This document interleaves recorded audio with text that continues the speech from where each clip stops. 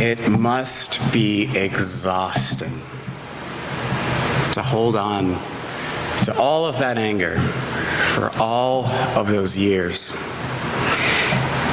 But then, just like that, you change the script of our lives and the script that includes others in it.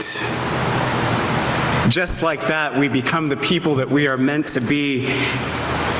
And just like that,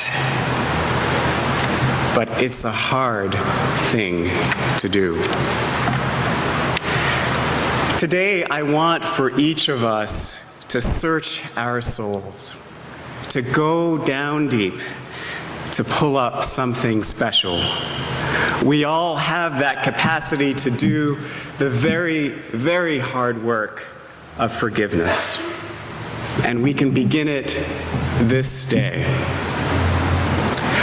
Our reading this morning is remarkable, and thank you, Linda, for sharing in that exercise with me, because just like that, it shows how in an instant, a lifetime of daily practice can lead us to develop one of the most essential human qualities. This fragment from the screenplay rises to the level of a sacred text and a source of inspiration for us because it points us to that spacious life that we are meant to live right now. When we are in balance, the theme for this month, we are just like Philomena Lee, who was played by the actress Judi Dench. We, like Philomena, are able to recognize our own hurt and our own strengths. We're able to recognize the hurt and the strengths of others. We are able to name our own feelings and name the feelings of others. We are able to both mourn and to celebrate. We're able to make a choice that can save our lives. So let me give you a little bit of context to the scene we just heard some words from. Philomena Lee is an Irish woman who 50 years ago had a child out of wedlock. And in the film, we're shuttled back and forth to 1950s Ireland and to 21st century United Kingdom and the United States. We learn how Philomena was sent to a convent, Rose Cray, to hide the fact that she was pregnant, and how while she was there, she was forced to work under impossible conditions. She had a son who she loved, and that son is taken away from her without her having the chance to say goodbye to him. And over the next 50 years, the nuns who are responsible for this convent pretend that they never know what happens to this son, even though they are in contact with him nearly the whole time. And along the way, Philomena finds a reporter named Martin Sixsmith.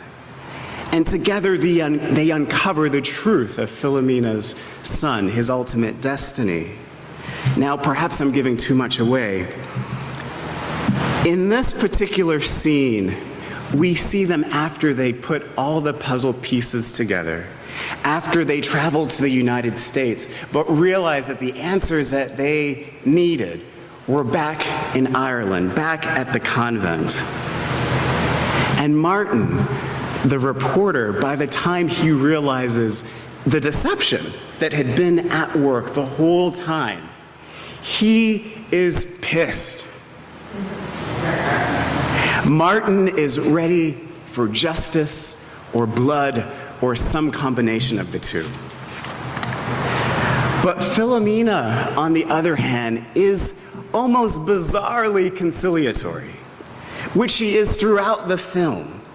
You almost want to scream at her. Be angry, be upset. Look at how they lied to you over 50 years. They're lying to you even now. I can remember while I watched the film just completely identifying with the character Martin, played by Stephen Coogan. And I'm sure some of you who may have seen the film probably felt the same way. We were thinking just like him, those nuns were awful people. Look at what they had done. They lied and lied. They hid everything that they had done. They lied about the son's whereabouts to both son and mother.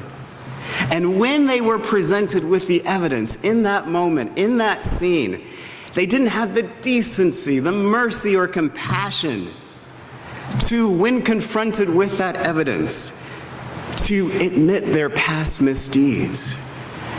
No, instead, they were defiant. They didn't show the least bit of remorse after years of deceiving Philomena and her son.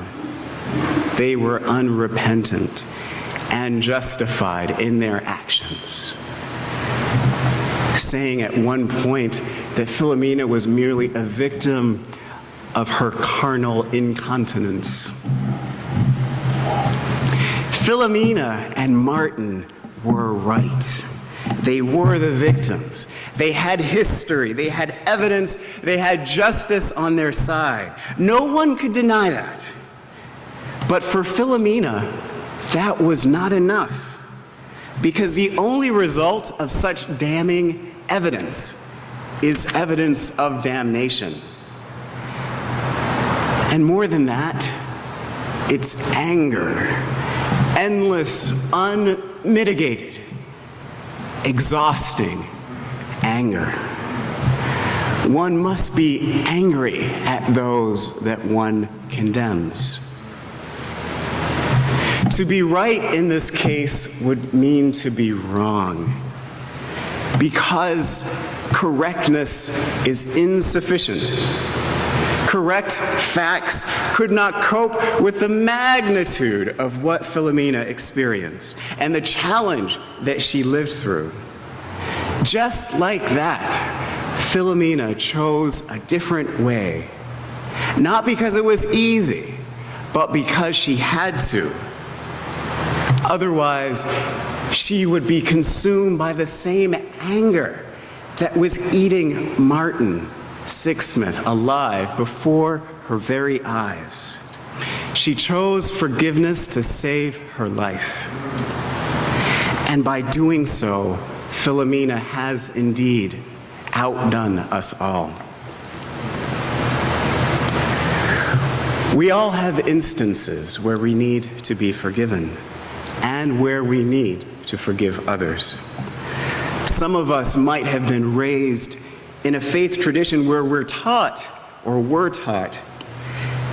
that forgiveness is something that is already done for us through the satisfaction of God's infinite wrath towards all creation. A wrath that could only be satisfied with an atonement that could only come from a sacrificial death. And it is that kind of myth-making that makes real forgiveness appear to us somehow untenable, somehow supernatural, out there. It's quasi-magical. It involves a tragic suffering on the part of the one who forgives. And those qualities keep forgiveness beyond the realm of mere mortals. But for us as Unitarian Universalists, forgiveness is in the here and now. It is in our lived experience. It is in our spiritual practices that connect us to the life and the love that is beyond ourselves. And it is in our daily practice. It is in the way that we talk to each other, over the counter, over the phone, how we email each other, how we text message each other. It is in our interactions in our homes, and it is in our interactions with our mates in our bedrooms. In his book, Forgiveness is a Choice, the forgiveness scientist, Dr. Robert Enright, says that forgiveness is simply a process Forgiveness is simply a process to free oneself from anger and resentment. It doesn't require that one accept injustice. It does not require that one remain in an abusive situation. Nor does it ask that trust be instantly restored. Especially this, it doesn't require that reconciliation happens, especially if that other person is unrepentant and not able to admit any fault. One forgives because of one's own sense of peace and well-being. And perhaps from that inward transformation, some good might come outwardly. Forgiveness begins with you. And if you can only remember one thing that I've said today, is that forgiveness frees us from anger and resentment, and we all deserve that kind of freedom. Anger and resentment hold us back from living that life of worth and dignity that we are meant to live. It separates us from our own humanity and the true nature of our connectedness. These are the first and seventh UU principles. It separates us from our own humanity, reflected in that worth and dignity, and it separates us from our connectedness to each other. Even before we arrive at that point in the film where Martin and Philomena are confronting the nuns at the convent, his anger throughout their journey from Ireland to the United States rises to the level where at times it's even difficult for him to be in the same room with Philomena. That's how angry he is. And it jeopardizes their working relationship before it had even really begun. Anger and resentment causes suffering. We know this. But what we sometimes forget is that that same anger and resentment that we harbor inside us causes unintentional suffering to those around us. Sometimes it happens in ways that are even more painful than the original harm that we experienced ourselves. In a statement attributed to the Buddha that you heard in the story for all ages, anger is like a hot coal that we grasp with the intention of throwing at someone else.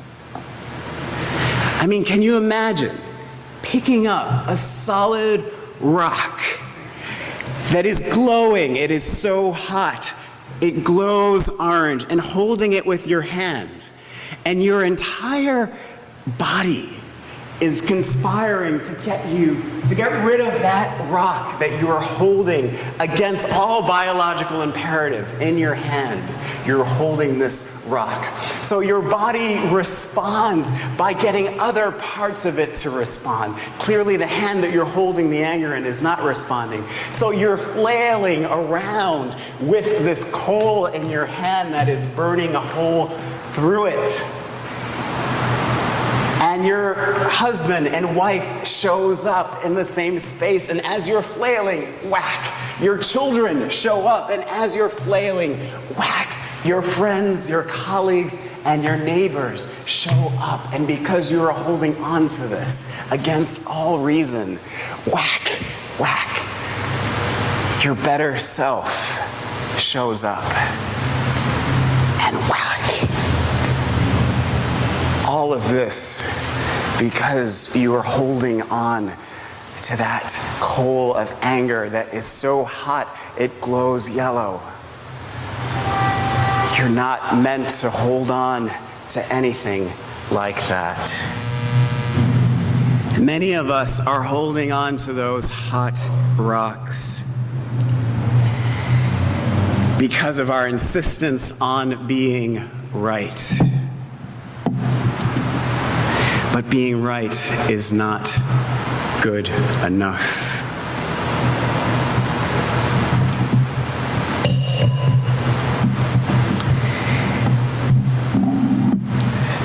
It's a happy coincidence that next Sunday, one of our leaders here, Sam Gugino, is also offering a sermon and service around the theme of forgiveness. And when such happy coincidences happen, I just can't help but hear in my mind this refrain that comes from another movie, the film adaptation of Alice Walker's The Color Purple. There's a scene in that movie that takes place in a church, and where the members of the church are singing, "God's trying to tell you something. God is trying to tell you something. Maybe God is trying to tell you something right now, right now." Maybe there is something for us to hear. Because forgiveness is countercultural, it's even subversive. In our society, we want to talk about what is right and who is wrong. And we want to be right because it feels good. It's treated like an accomplishment. Who doesn't want to be accomplished here? It speaks to the fact that those who are right are perhaps better, more worthy, more intelligent, healthier, maybe even more good-looking than those who are wrong, and by default have to, I guess, wallow in the filth of their perpetual wrongness, like some kind of pig, but worse. And there are many that would use their right answers to take them down a path of destructive consequences. I understand that desire to hold on to hot coals and to throw those rocks that are so hot they glow yellow, especially at an enemy, especially at someone who's a proven threat. My parents, bless their hearts, as we sometimes say in Maryland, and one of my earliest memories of their teachings to me said this, that if someone hits you, you hit them back. And the unforgiving urban environment that I grew up in, both in New York and Massachusetts, often demanded that kind of approach as a matter of course, as a matter of survival. So I don't fault them, even though that is probably not the lesson that I would teach to my own children today. But we all learn that lesson. If not from our parents, we learn it from the hardwired reptilian brain that lives in here. We learn it from our government that insists on acting in violent ways overseas on our behalf. I also know the impact of flailing bodies trying to cope with the heat of the burning coals. I know the unintentional harm that those bodies cause to bystanders who are perhaps in the right house at the wrong moment. I'm a survivor of such moments. Being forgiving does not mean being a punching bag, in the physical or the emotional sense. Far too often, women and children are told to stick around, to stick it out, to ignore it. It'll make you stronger. But forgiveness is not about that, not by any definition. It's about fully embracing who you are, your inherent worth, your dignity. It's about your ability to be vulnerable, which is a strength. It's about celebrating your will to survive. I want for all of us to stop the pattern of hurt and pain. Because this faith tradition, if nothing else, calls us to and empowers us to do just that, to disrupt the patterns in our lives and the lives of those around us. So let's start by recognizing where those lingering resentments and those angers live in us, in our own bodies. What does that anger, what does that resentment feel like in our chest, in our belly, at the back of our neck, at the top of our head? What does it feel like in the palm of our hand? And let's not only realize where it hurts and how it hurts, let's begin to pray for those who offended us. Let's start by calling to mind their image, and let us shower them with peace and compassion. Let us wish for them well-being as a sign of our own well-being. It is not enough to congratulate ourselves for being on the right path and still holding feelings of ill will toward others. So I encourage us to begin today to create the families, to create the culture, to create the society that we dream of. It is not enough to be right. It is not enough to be justified. It is not enough to have the laws of this country supporting your position. It is not enough to win the argument. It is worth so much more to be in relationship when relationship is possible, to recognize the humanity of others as well as your own humanity. The French philosopher Jean Vanier, in his essay Forgiveness and Celebration, wrote that to forgive is to understand the cry behind the behavior. People are saying something through their anger and or their antisocial behavior. Perhaps they are feeling rejected. Perhaps they feel as if no one is listening to them. Or maybe they are incapable of expressing what it is that's inside of them. Whatever the case, forgiveness starts when we recognize the ways that we all fall short of perfection. We all have unspoken needs that work behind our actions. In the case of Philomena, I'm not sure if reconciliation was possible or even desirable. It takes truth. It takes vulnerability on the part of all parties. And the nuns, at least how they were portrayed in the film, and I understand that there was some license, some artistic license that was used in the film, but at least how they were portrayed there, those nuns were not ready to admit any kind of vulnerability. They were not prepared to admit making any kind of mistake, no matter how unintended. They weren't ready to be human. Yet when we recognize that even our right answers fall short of perfection, we unlock that human spaciousness I spoke of in the beginning that lends itself so well to forgiveness. That spaciousness and awareness was at work in the heart of Philomena as she looked into the eyes of the people who made a career of deceiving her and said, "Sister Hildegard, I forgive you." We see that spaciousness, that humanity at work when she looked at Martin and she said, "I don't want to hate." This is very hard work, and it is the work that we have before us today. And lastly, there's another thing for us to remember, and it's something that has come down to us through the ages. And we find it in many places, but one place that we find it is here, where we are reminded that we must love our enemies. We must do good to those who hate us. We must bless those who curse us. And we must pray for those who abuse us. May it be so, and amen.